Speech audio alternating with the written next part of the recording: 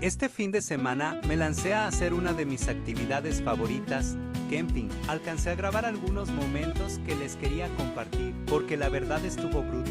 Nos desconectamos un rato, nos relajamos, y todo gracias al equipo de Alfalta 90 y Mex Camping, que neta nos armó una experiencia increíble. Aquí les dejo un poquito de lo que vivimos.